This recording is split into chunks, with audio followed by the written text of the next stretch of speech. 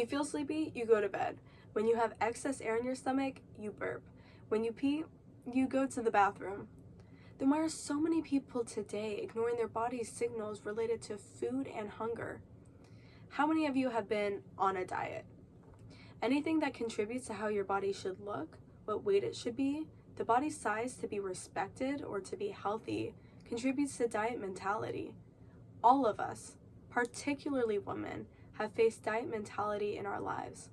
What if I told you there's a way to indulge in pleasure-based eating without any limits, restrictions, or conditions? To be transparent with you, I struggled with an eating disorder. I fell into a harsh binge cycle that resulted in me weighing nearly 150 pounds. Today I'm 115. I struggled a lot with body image and emotional eating until my psychologist recommended intuitive eating as a solution. Today I eat without any guilt or ethical dilemma. I respect and honor my hunger and fullness, and I enjoy the process of eating food. I would like you to consider intuitive eating as a way to build a healthy relationship with food by number 1, informing you of the downright dangerous diet and eating statistics, number 2, explaining the 10 principles of intuitive eating, and number 3, going over the research-based benefits. To understand dieting culture, it's important to know that it is very profitable to promote thinness to achieve a cultural perfection. This ideal is fictitious and unattainable for most, leaving the diet bound to fail and the industry a multi-billion-dollar industry, $70 billion according to New York Times.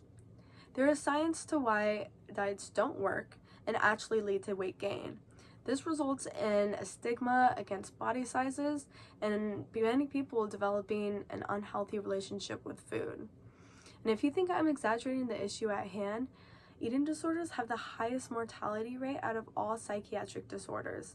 And according to the National Eating Disorder Association, diet culture perpetuates unhealthy eating and an increased risk of developing an eating disorder. The pendulum cycle starts with restricting and depriving yourself with strict rules that don't allow for you to eat what your body really needs. The impossible standards are not lasting, and the diet will crash and burn, leading to weight gain. In fact, 95% of dieters regain their weight back, according to the National Eating Disorder Association. And the health risks imposed by this behavior include and are not limited to heart disease, osteoporosis, long-lasting negative impacts to your metabolism, fainting, loss of electrolytes, and loss of hair, etc. The list goes on. These are short and long-term problems. Intuitive eating shifts weight focus back to being neutral. This change in mindset results in healthier lifestyle habits and mindsets that release people from the mental prison dieting is. Let me explain to you the 10 principles of intuitive eating. Now that the flaws of diet culture are transparent, the pillars that support intuitive eating include number 1, reject diet mentality. Throw everything you know about diet and dieting culture out the window. It's a very difficult first step. Number 2, honor your hunger. Keep your body adequately fed. Anything otherwise will trigger a primal instinct, also known as binging. Number 3, make peace with food. Give up on the fight. Allow your body to have whatever it wants when it wants it. The key here is step number 1, and to allow yourself to not feel any guilt about this action. Number 4, challenge the food police. The food police are the rules that are conditioned to us by dieting culture. These rules include staying under 1,200 calories or staying away from certain bad foods. These are very negative thoughts to our psyche. Chase these thoughts away with intuitive eating. Number 5, respect your fullness. Check in with your hunger and pause during meals and ask yourself questions like, am I feeling full right now? Am I satisfied? What is my current level of fullness? Make sure you feel comfortably full. Number 6, discover your satisfaction factor.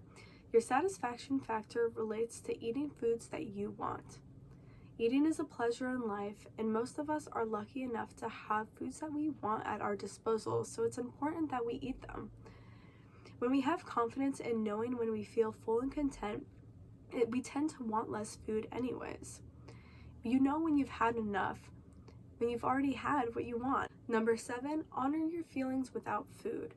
This one was a big step for me, and it can manifest in a variety of ways. A couple include bored eating, stress eating, anxious eating, etc.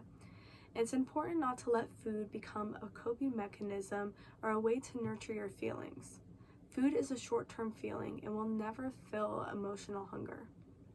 Number 8, respect your body.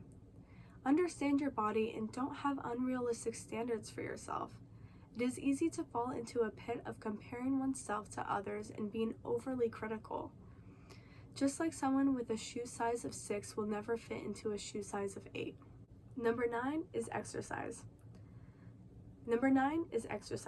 Do movement that you enjoy. The key here is not to do any exercise that focuses on burning calories. Instead, do exercises that you enjoy.